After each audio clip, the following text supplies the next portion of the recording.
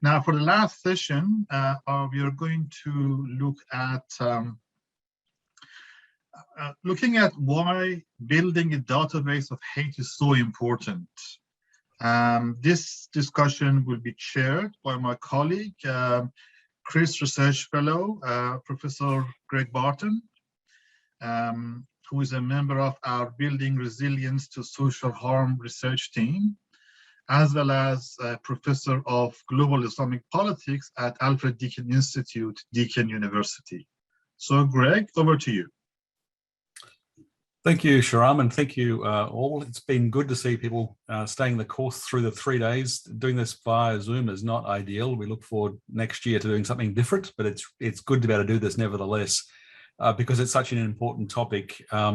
We've only got a fairly brief window for this final session of our 3-day conference, so I'll get into it quickly. 3 excellent panelists, very experienced.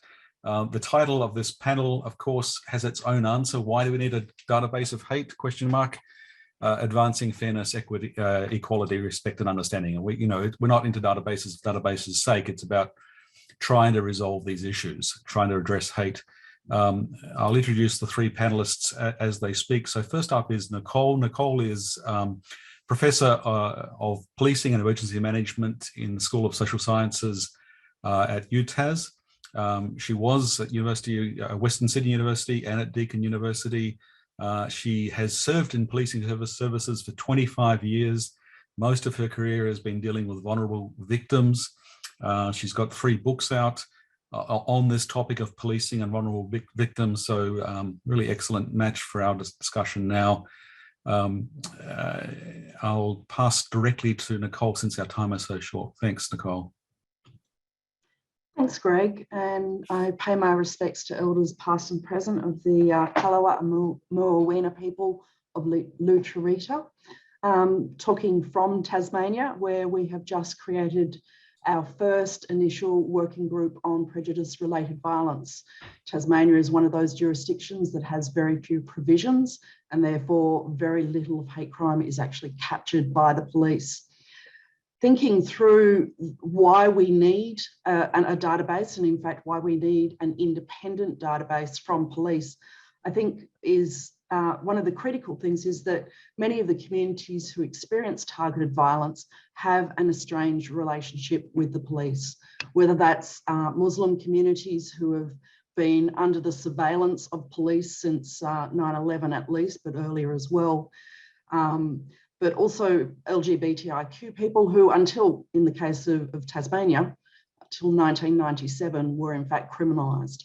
So we need an independent reporting database for hate crime so that we can capture all the incidents. We know that there is what's called the dark figure of crime, and that's that all those crimes and incidents that never come to the attention of the police. And having somebody, having an organisation, a database separate from the police ensures that we capture that dark figure. We know that the reporting rate for hate crime in Australia is very, very low. And in part, I think that is unlike the UK because we have a police-centred approach to hate crime where only the police can determine whether something is a hate crime or not, whilst in the UK, it is a victim-centred approach, which allows victims to nominate something as a hate crime or a hate incident. As we all know, crime is socially constructed. So what is a crime today may not be tomorrow, but vice versa. So we need to be capturing hate crime incidents as well as hate crimes, because at some point those incidents may be in fact crimes, but also because it gives us an insight to the patterns. What I found in my research with the London Metropolitan Police was that the speech used was linked to the hate crime that followed it, and that if we don't capture these hate incidents, which are normally what I would call hate speech or textual hostility, if we don't capture those, we don't capture the motivation, the prejudice motivation. So when somebody does eventually contact the police, then they don't have a pattern to be talking to, and they don't have the evidence to show that motivation.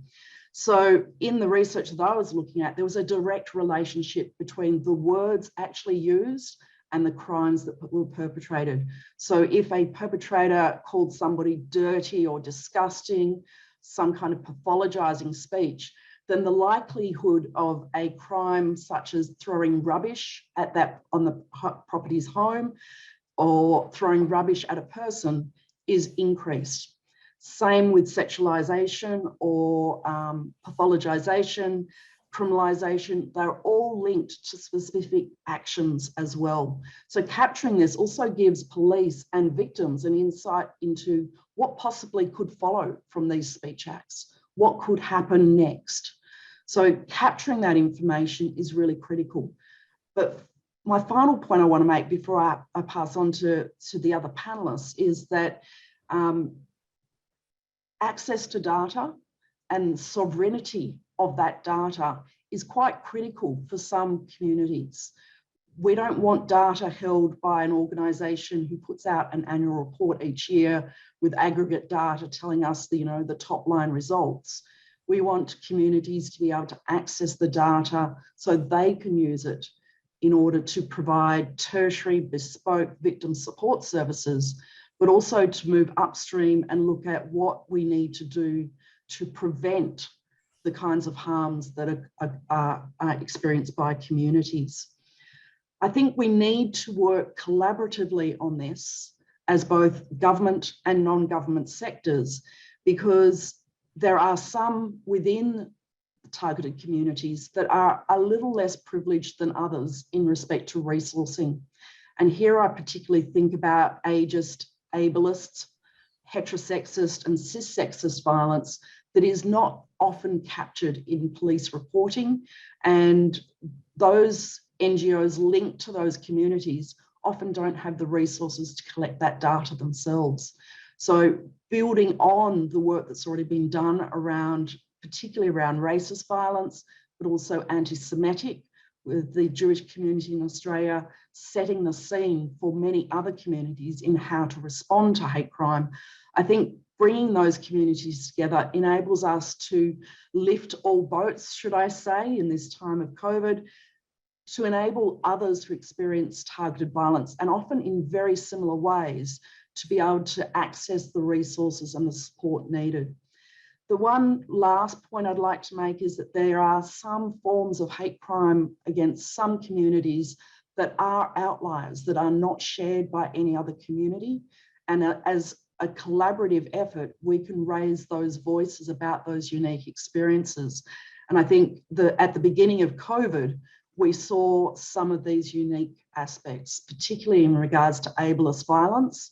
One of the things that we are seeing as a pattern in ableist hate crime is the minimising it as neglect, but also not recognising the absolutely horrendous role of starvation as a form of hate crime against people who need care.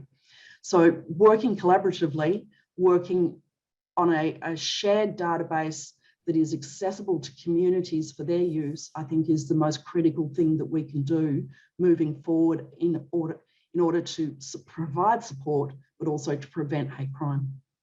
Thanks, Greg, for the time. Thanks very much, Nicole. Those are really good, concrete points. We'll hopefully have a few minutes for discussion shortly, but I'll pass directly to Peter. Peter has worked at the Executive Council of Australian Jewry for nearly 30 years, and he's also worked, overlapping a little, as a lawyer for 32 years. And during that period, he's been an honorary solicitor for a number of charities in the Jewish and wider communities. So it meant that earlier, last decade, he worked on a series of racial vilification cases in the federal court. He was president of the New South Wales Jewish Board of Deputies from 1996 to 2000, made a member of the Order of Australia in 2003 for his services. He served on the New South Wales Anti-Discrimination Board from 2004 through to 2015, so a state body. And then in 2010, he was appointed to the Australian Federal Government's Australian Multicultural Advisory Council and then the Australian Multicultural Council. So he's got immense experience working on issues both in terms of positive affirmation of multiculturalism and respect, democracy and social cohesion, but also dealing specifically with these questions of hate crimes and hate incidents. Thank you, Peter. Thank you, Greg. Firstly, I'll acknowledge the traditional owners of the lands on which I'm situated, as the Gadigal clan of the Eora Nation, and pay my respects to their elders past and present. I endorse everything Nicole said. If we're going to develop a national database of hate crime, it's got to be a collaborative effort between communities and government. Communities for too long have just been left very largely to their own devices in terms of recording hate incidents that are directed against them in particular. And the limits of the usefulness of that for government policy are pretty obvious, because it gives you a rather narrow picture and not necessarily a sound basis for formulating government policy across the nation. At the moment, we have hate crimes units in some of the states and territories, but there is no uniformity or consistency in approach in the way they classify an offence as a hate crime. There's no consistency in the criteria that they use to define a hate motivation. There's no consistency either in terms of the attributes which are the basis of the hate which are recorded. And so effectively we have a lot of siloed jurisdictions that record hate motivated crime and hate crime to a limited degree, but in a way that makes it almost impossible to compare from jurisdiction to jurisdiction and draw a bigger picture of the state of the nation, as it were, when it comes to this phenomenon. And it is an increasingly prevalent phenomenon. We've seen just recently with the lockdown protests in Victoria how strange a mixture of people that ended up attracting. So, for example, you had on the one hand trade unionists who were protesting about compulsory vaccination as a condition of employment. Nothing to do with it. And on the other hand, you had other people who were neo-Nazis who were trying to latch on to the conspiracy theorists among the anti-vaxxers and prosecuting a hate motivation case, if you like, on the back of that general sentiment. So this is something that Australia seems to not be immune to any more than any other country. It's something that it's a phenomenon which times of crisis, times of emergency, times of stress seem to bring out. And so the need for it just becomes greater and greater. And the fact that Australia does not have a uniform national system across jurisdictions to define, classify, record, train police and report on hate crime makes it virtually impossible to come up with any kind of sensible evidence-based policy across the nation to address it, which is the point I think Greg started out with. So where to begin? Well, I mean, Australia doesn't really have to reinvent the wheel entirely. There are uniform national systems in place and have been in place for decades in the United Kingdom and also in other federations such as the United States and Canada. And even though there are differences in the laws from jurisdiction to jurisdiction in, say, the United States and in Canada, that has not acted as an impediment to putting into place a uniform national system for defining, classifying, recording hate crime. They've managed to do it for the last 30 years. We can do it as well. the best systems seem to be the ones where there is, as Nicole pointed out, cooperation between communities and law enforcement. And that is the model that we've been working on. We put together a paper with the assistance of people like Nicole and Gail Mason in Sydney and others. And my organisation has done that and submitted it to the Race Discrimination Commissioner. That's in turn been passed on to the Attorney General's office. But at the moment, it's in the too hard basket as far as I can gather. I mean, I've made some inquiries and it seems to be something that governments find it very difficult to get their heads around, but it does require some government action to put in place the resources and the system needed to get uniformity and consistency of approach across the country so that we can address this problem sensibly. Until that happens, we're just going to continue as we have been, and that's a really imperfect situation which is getting less and less tenable.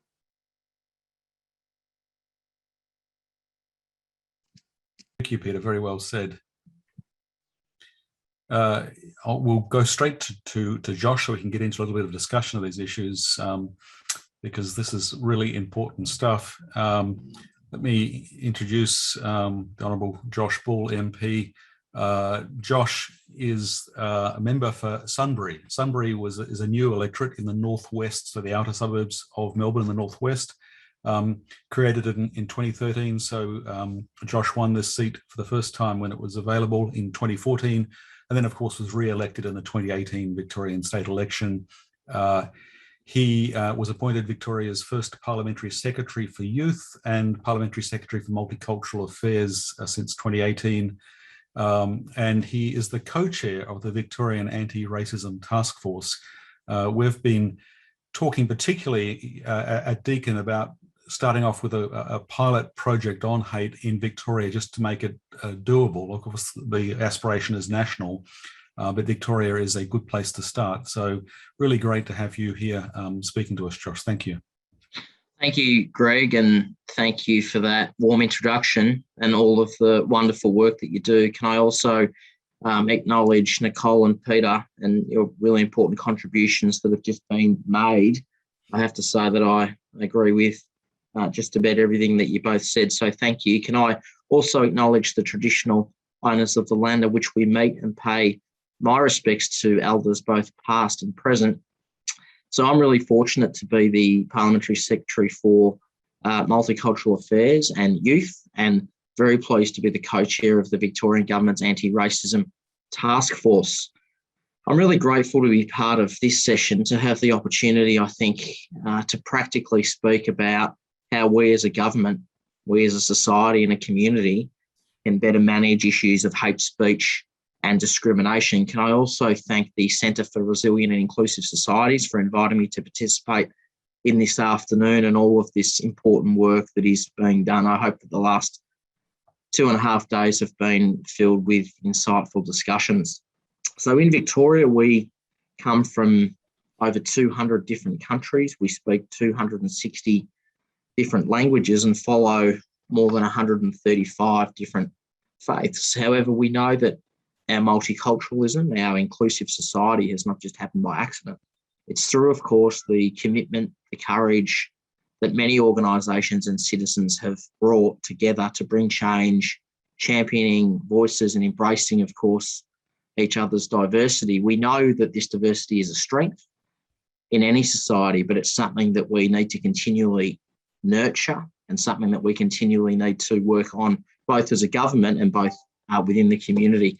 Apologies, I've got my email going off in the background there, so I'll try and minimise any more disruptions. But also, of course, we know that our multiculturalism brings new ideas, extends our skills, attracts new businesses and creates jobs. But one of the things that unfortunately we have seen, particularly over these past 18 months through the COVID-19 pandemic, has been the challenges that have arisen disproportionately, I'd say, towards our multicultural communities in Victoria. And I think both Nicole and Peter touched on this in their contributions. We live in a progressive, multicultural and multi-faith society, but incidents of racism sadly exist in all parts of our state and have increased throughout the pandemic. Our stance is really clear as a government. Racism and discrimination of any kind are categorically rejected in Victoria. And whilst the government works hard to instill in all Victorians those values that we hold so close, we know that significant efforts to support Victorians are made both at a grassroots level, at a community level, and the wonderful work that's done thanks to our multicultural and multi-faith leaders. Throughout the pandemic, though, in particular, it's been these leaders that have continued to work tirelessly over those 18 months to maintain connections through the really tough times that we've faced. They've assisted with food, with medical donations, helped with translations of health advice, and moved cultural and religious celebrations online, as we are today, to keep everyone safe. And I'm really proud of this work. It's an incredible amount of work that's been done through a really difficult time for our state. I do want to briefly, and I am conscious of time, Greg, so I won't go on for too much longer because I know we want to do some questions, but I just wanted to speak about some important progress that's been made in responding to and reducing the prevalence of racism and hate speech. We know that institutional barriers can prevent culturally and linguistically diverse people from participating in civic processes that shape our society, and the government is taking significant steps to combat these issues. We do, of course, have the establishment of the Anti-Racism Taskforce that will drive the development of a statewide anti-racism strategy that we hope to release by May next year. And Peter, I think, spoke quite comprehensively about the work that's been done to have a uniform approach across the country. And I think that's incredibly important. But we also know from a state level, we need to make sure that we've got a uniform approach across the state. The strategy will seek to proactively prevent and address racism in Victoria, considering how and where racism occurs, best practice responses that effectively respond to and reduce the prevalence of racism.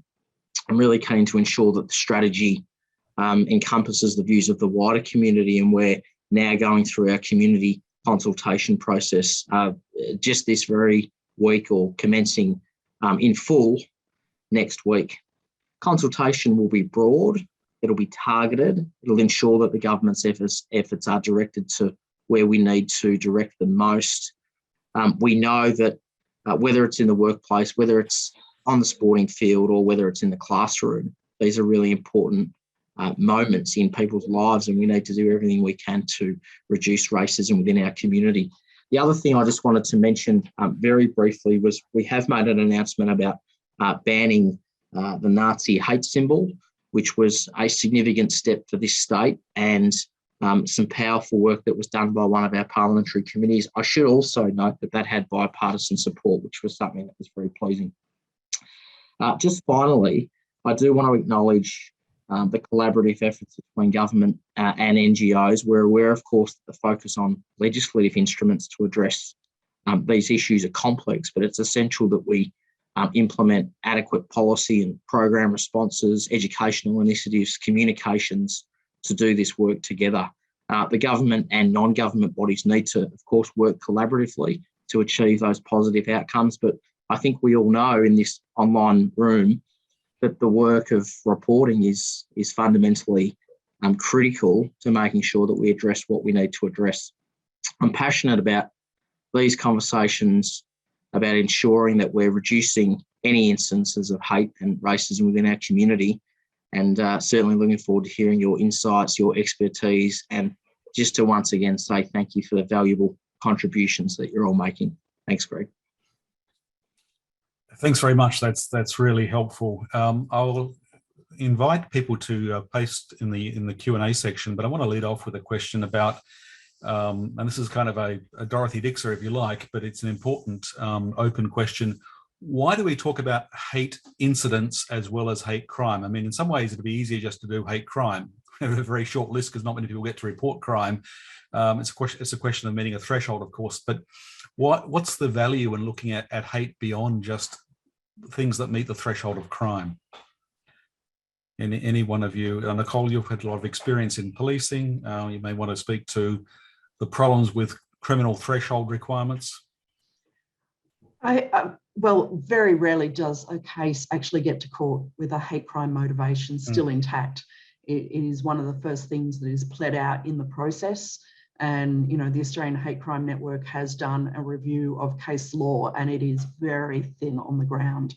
And many of the cases that have been got through all of those systems are in fact led by the Jewish community, based on their experience of reporting hate crime within their communities over a long period of time. And we must recognise the legacy of the Jewish community in setting up those kinds of processes. I think there's a couple of reasons why we need to capture hate incidents. As I said before, if you want to prove a motivation, then you've got to either have hate speech during that incident of crime, or you've got to have a track record of repeat incidents that don't meet the crime threshold where that motivation is proven. But I think there's also the other side to it in terms of victims and victims' needs, that they need to have what they've experienced recognised and recorded, and for somebody to be witness to that, to understand what impact that has. You know, the saying is that words can't hurt us, but obviously we know they do. And when they're repeated over and over again, one of the key findings from our research is that neighbours are the most common perpetrators of hate incidents and often go into hate crimes. Imagine yourself living next door to somebody who calls you the most awful names every day you walk outside your door. So we need to witness that. We need to be able to sit with victims and acknowledge the harms that those just words actually cause. I think also that, you know, as I said before, the law is socially constructed. 10 years from now, we may be criminalising hate speech. I have concerns about that, given that speech is used in a variety of ways in different contexts, but it gives us almost a canary in the coal mine. It tells us, it warns us where things are happening. And unless we're recording that and we're linking the incidents, you know, I think back to the Pilkington case, the Pilkington and Hardwick case in the UK, which was low-grade harassment from 2 generations of neighbours, where the police did not connect 137 separate incidents against one family. And that ended up in the most horrendous outcome of a murder-suicide. So we need to track the hate incidents so that we can recognise that there may be a recidivist offender within a neighbourhood that may be targeting a range of people who are not part of the, you know, the common notion of who is of that community. Thank you. Peter, it's difficult to let this question go without asking you for your experiences. You've been involved in prosecutions, you know the legal system from the side of working as a lawyer.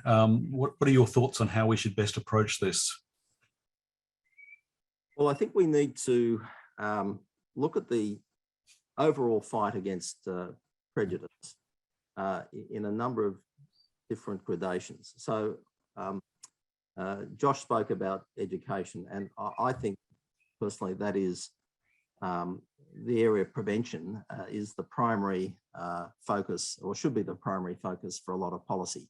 And my organisation's made submissions to ACARA, the Australian Curriculum Assessment and Reporting Authority, in the context of its current review of the Australian curriculum, about not introducing new line items of curriculum to address this, but to take existing items, look at the current elaborations of those items, and weave into them anti-prejudice elements that would cover not just anti-racism, but the whole gamut of attributes that can be the basis of prejudice. And there's plenty of opportunity there, and it should be done not just in civics and citizenship as a kind of a side subject, but it can be woven into mainstream subjects like English and history, biology, and geography, and you know, what are considered hardcore mainstream subjects, so that from the very earliest ages onwards, obviously in an age appropriate way, these things can be addressed. So that's the whole area of education and prevention, which I think could be the subject of another workshop. Then you've got civil laws dealing with low-grade, I suppose, low-grade incidents. And they're not low-grade when you're on the receiving end of them, but things like the sorts of things that Nicole spoke about, of neighbours verbally abusing each other and harassing each other and so on. In other words, hate incidents that don't rise to the level of a criminal offence. There are opportunities under state laws and territory laws to for individuals to bring private complaints about those things in certain cases if they rise to a particular level. But very few people have the time, the energy and the resources to do that. And when you think about it, it's, I think as Luke McNamara once expressed it, it's you know, a private remedy for a public wrong. So it's an imperfect system. I'm not suggesting that those civil laws don't serve a useful function. They do, and I'm glad that they're there. We fought very hard, along with other communities, to you know, to persuade government to enact them. But you know, they are kind of very much a band-aid solution at the end of the process, and their utility is limited. And then finally, in the third category, you've got criminality, which is the sort of thing we've been talking about. And I'm sorry to give this long-winded answer, but I think it's necessary to sort of understand the different gradations of hate in our lives.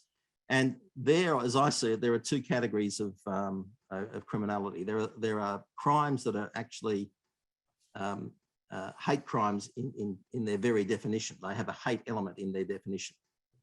Such as section 80.2A and 80.2B of the Commonwealth Criminal Code, which makes it an offence to incite violence on the basis of race and religion, but no other attributes. So that, by the way, is a very imperfect set of sections, because you've got to prove two elements of mens rea. Any prosecutor will tell you it's almost impossible to prove even one in most cases, but you know, to make it two is almost to define the crime out of existence, so that you've just basically got a symbolic thing on the statute books, which never gets used, and to my knowledge, it never has been used. So you know, it's limited in that respect. And then finally, the other category is ordinary garden variety offences like assault or malicious damage to property and so on, which has a hate motivation. It's motivated by a hatred against a community, such as defacing a synagogue or a mosque or a temple with graffiti or smashing up headstones at a cemetery and that sort of thing. So it's that latter category that I was referring to when I say that we particularly need a database across the nation, so that this is the most serious manifestation of racism, where the words have escalated to the point of criminality and criminal action, I should say. And if we don't have something to gauge the temperature of that most serious end of the spectrum, then we don't really know how we're doing at the other lower ends of the spectrum. That's the point I'd make. Thanks, Peter. And those are really helpful, concrete points. I mean, we want to stop things happening, but we want to have a reliable guide to knowing whether things are getting better or worse and where they're getting better or worse. And we want to use that for education. So trying to find a way of getting that data beyond putting a burden on individuals to go forward and make a complaint, and certainly to avoid the conundrum where, to meet a threshold of criminality, we exclude most things. We need to go beyond that. And it's really encouraging, Josh, to see Victoria moving on banning the swastika. Obviously, if you're running a Buddhist or Hindu or Jain worship site, there are exemptions. It's not about that. It's about neo-Nazi types using Nazi symbolism in a deliberate, hateful fashion. What are your thoughts, Josh, on how we best construct a way of getting a comprehensive broadly representative database? Yeah, thanks, Greg. And just to pick up on the point you made, you're absolutely right. It's about Nazi hate symbols, and that's what the ban will enforce, just to sort of be clear around that technical point. I did just want to pick up a point that Peter made about education. One of the things I should say as a former teacher before I was elected, the Anti-Racism Taskforce is looking really closely at education from a very young age, and mechanisms that the government could, initiatives, projects that the government could introduce through the Department of Education in Victoria to educate, basically, from a very early age. Many of these matters that we're talking about is something that I'm very passionate about, and my attention, as Peter was speaking, was drawn to the SBS documentary, The School That Tried to End Racism, which I'm sure many of you are quite familiar with, and I can see heads nodding.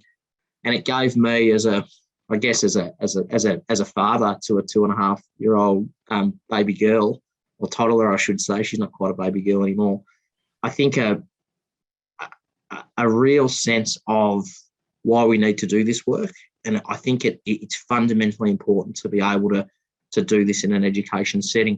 But to go to the question around crime versus incident, of course, we need to design policy and policy responses that include accurate data on both the civil and criminal hate crime and vilification incidents. Hate incidents which would otherwise reach the criminal threshold may not, of course, as others have said, be identified or charged where there's barriers to making complaint, such as the victim's reluctance to report the matter to the police or name the aggressor. And I think that Nicole's practical example of neighbourhood incidents are a prime example of that. So we know that some incidents of hate conduct may not be prosecuted, identified and recorded as prejudice-motivated crimes, for example, where there is not evidential sufficiency for prosecution, where prejudice cannot be substantiated. But we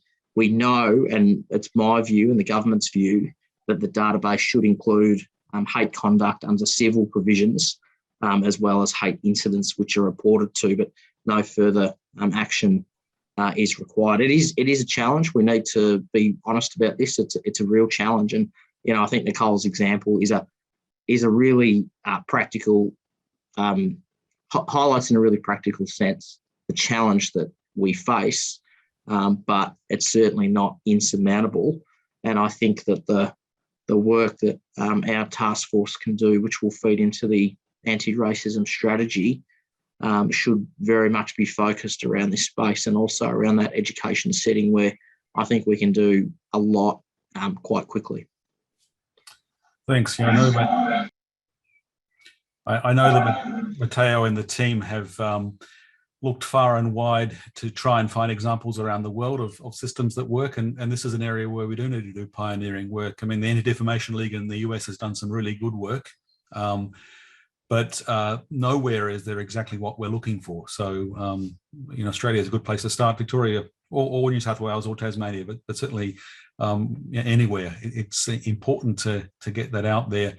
And of course, we're conscious of the fact that, motivation is important when it comes to criminality, but when it comes to how a victim experiences a hateful incident, the person saying something hateful may not even be conscious of being hateful. They may say that they don't have no bad motivation, and yet the harm done can be tremendous. We are reminded with Adam Goodes and many other sporting heroes of just how much harm has been done to them when people say it was just a joke. Well, it can destroy lives. What's the next step? Where do we go next to get this working?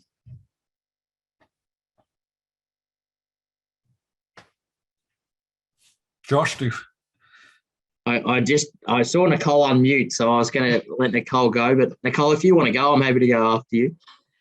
Well, you did mention the work of the Anti-Defamation League in the US, but I think the True Vision model in the UK is, I think, slightly better in that it offers reportees the option of having their incident reported directly to the police via that system. Unfortunately, True Vision was hacked in the late 2000s by the far right, and they managed to collect all the data submitted by victims, and they were then able to re-victimise those people because they had contact details. So the security around such a reporting system, I think the Islamophobia Register of Australia is much more meticulous in ensuring that the incidents reported are real, that they're not just, you know, random data put in by people who would undermine what the system is about. The next steps, I think, is really about getting, well, going back to the point of the education, we have the Australian community does not know what is a hate crime. After working in the field for 30 years, I still have to explain to people what is a hate crime. And this is unlike the US or the UK, where they have had what we call figurehead hate crime cases. These are hate crime cases that compelled the whole country to know and understand what is a hate crime, whether it's James Bird or Matthew Shepard in the US, or it's Fiona Pilkington or Stephen Lawrence in the UK. Those cases were so public and were in the press for so long that the whole community grew to an understanding of what this means and the impact of it. So yes, start with children and start generating a new generation that does not hate or knows to recognise hate and respond and intervene. But I think we actually have to do a lot of work educating our wider community about what this is. And at this stage, I don't think that we've ever done that apart from with racist violence. Racist violence, I think now is pretty well understood by the community. What I see, particularly with ableist violence, is that it is dismissed as neglect, or that it was understandable given the burden of disabled people. And already when you start using the words like burden, you understand that what is hateful is so inbuilt into our understandings that we don't even recognise it. And it's so built into the things we say. I see what you mean instead of I understand what you mean. Our language is ableist to start with. So, you know, we've got a lot of work in trying to raise awareness around these things by those that make decisions and those who vote, whilst we educate children. And Mark Fennell has done a wonderful job with that school that tried to end racism. And you see the kids respond, you think, well, gee, it really impacts on them, but also you can see their thoughts going through their heads and they're understanding, you know, the lights coming on, and you think, well, that's got to be the future. Josh, or Peter, sorry.